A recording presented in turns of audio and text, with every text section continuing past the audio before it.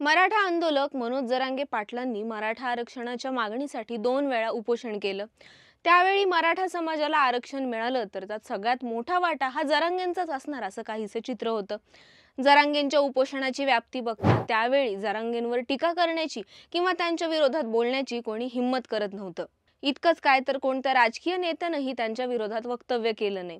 मराठा आरक्षणाचा जरांगेंचा मुद्दा हाताळताना सरकार, विरोधी पक्ष सगळेच अगदी सावध भूमिका घेत होते. इतकंच काय तर खुद्द मुख्यमंत्री शिंदेंना अंतरवाली सराटीत जाऊन जरांगेंचं पहिलं उपोषण मागे घ्यावं लागलं. यानंतर दुसऱ्यांदा शिंदे सरकारचं शिष्टमंडळ आणि 2 निवृत्त न्यायमूर्ती जरांगेंच्या मनधरणीसाठी पोहोचले होते. जरांगेंचं आंदोलन जसं तीव्र होत गेलं तशी त्यांच्या प्रसिद्धीतही भर पडत गेली. जरांगे मराठा समाजाचा चेहरा झाले. उपोषण थांबवल्यानंतरही जरांगे महाराष्ट्रभर फिरून सभा घेतात. या सभांसाठी लाखोंच्या संख्येनं लोक जमतात. मात्र जे दीड महिन्यापूर्वी चित्र होतं ते आता काहीसं बदलले. जरांगेंची भूमिका कुठंतरी त्यांच्या विरोधात चालली आहे का? मराठा ओबीसी वाद पेटलेला असताना आता छगन भुजबळ जरांगेंपेक्षा वरचढ ठरतायत का? जाणून घेऊयात या व्हिडिओतून. नमस्कार, मी भाग्यश्री आणि टीओडी मराठीमध्ये तुमचं स्वागत. कुणबी नोंदीवरून मराठा आणि ओबीसींमधला संघर्ष दिवसेंदिवस आणखीनच तीव्र होतोय. जरांगेंच्या सभा रंगतायत, त्याला लाखोंची गर्दी होतीये, पण या सभांना तोडीस तोड आता ओबीसी समाजातलेही मेळावे होत आहेत. मराठ्यांचं नेतृत्व म्हणून जरांगे त्यांच्या सभांमधून आक्रमकता दाखवत होते, पण जरांगेंच्या भागात जाऊन अंबडमध्ये ओबीसींचा पहिला महामेळावा पार पडला. वेगवेगळ्या संघटनांमध्ये, पक्षांमध्ये विखुरलेले अनेक ओबीसी नेते एकवटले आणि भुजबळांनी अंगावर आले तर शिंगावर घेऊ असा आक्रमक पवित्रा घेतला. गेल्या 1.5-2 महिन्यात जरांगेंविरुद्ध कोणी आक्रमक भूमिका घेतली असेल तर ते भुजबळच आहेत. कारण मराठा आंदोलनाचा पेटलेला विषय, जरांगेंचं उपोषण, आक्रमक झालेला मराठा समाज, एकंदर परिस्थिती बघून सरकार, विरोधक सगळे सावध भूमिका घेत होते. पण जरांगेंकडून सुरू असलेल्या एकतर्फी लढाईला भुजबळांनी वेगळं वळण दिलं. पण भुजबळ आक्रमक कधी झाले? अंगावर आले तर शिंगावर घेऊ अशी भाषा ते का वापरू लागले असा मुद्दा उपस्थित होतो. कारण मराठाच नाही पण इतर जातीच्या लोकांमध्येही जरांगेंसाठी सहानुभूती तयार झाली होती.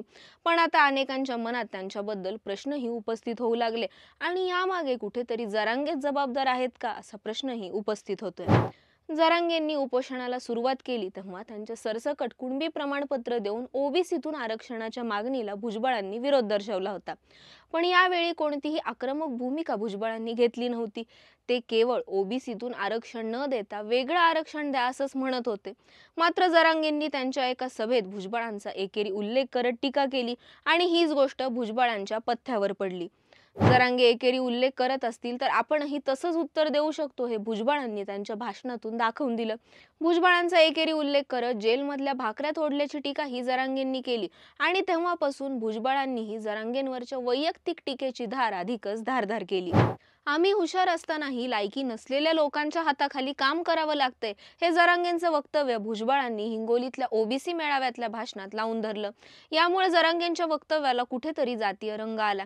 थोडक्यात काय तर जरांगेंनी सुरू केलेल्या वैयक्तिक टीकेमुळे त्यांचा आरक्षणावरचा फोकस हललाय का असा सवाल अनेकांना पडला.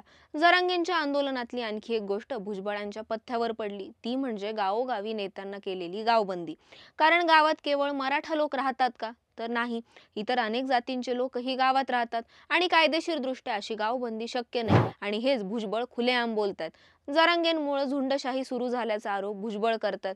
आंतरवाली सराटीत मराठा आंदोलकांवर लाठीचार्ज झाला, तिथं जी स्थानिक दंगल झाली त्यामुळे जरांगेंचं पहिलं उपोषण चर्चेत आलं. शिवाय सरकारवरही टीका झाली. पण त्यावेळी आंदोलकांबरोबरच जे पोलीस कर्मचारी जखमी झाले त्यांच्या बाजूनं बोलायला आज भुजबळ पुढे सरसावलेत. जखमी पोलिसांचं समर्थन फक्त भुजबळांनीच केलं. पोलिसांवर हल्ला होतो आणि त्याला सरकारनं पाठीशी घातलं तर झुंडशाही सुरू होते.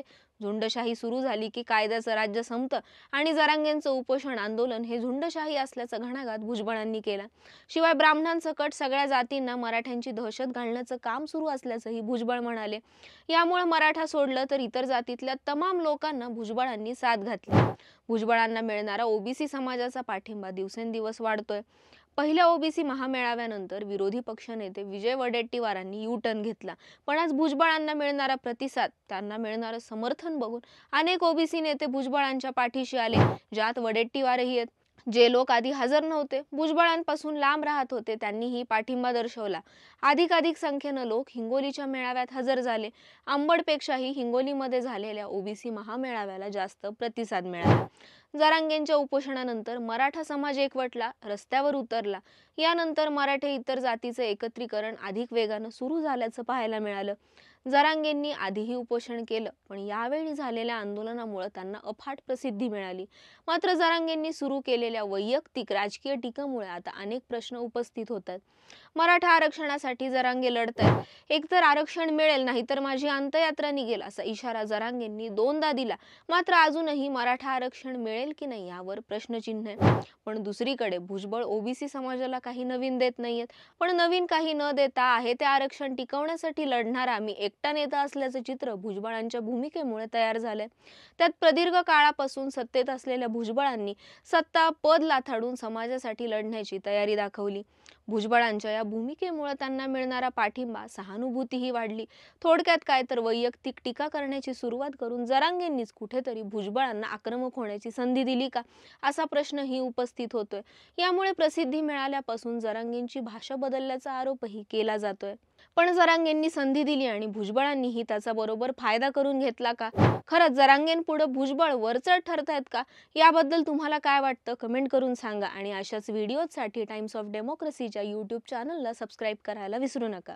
राजकारणाचं अचूक विश्लेषण आणि ताज्या घडामोडींचे विश्वसनीय व्यासपीठ टाइम्स ऑफ डेमोक्रेसी TOD मराठीच्या सर्व डिजिटल प्लॅटफॉर्म्सना लाईक, शेअर आणि सबस्क्राईब करा. तसंच नोटिफिकेशन्स मिळवण्यासाठी बेल आयकॉन प्रेस करायला विसरू नका.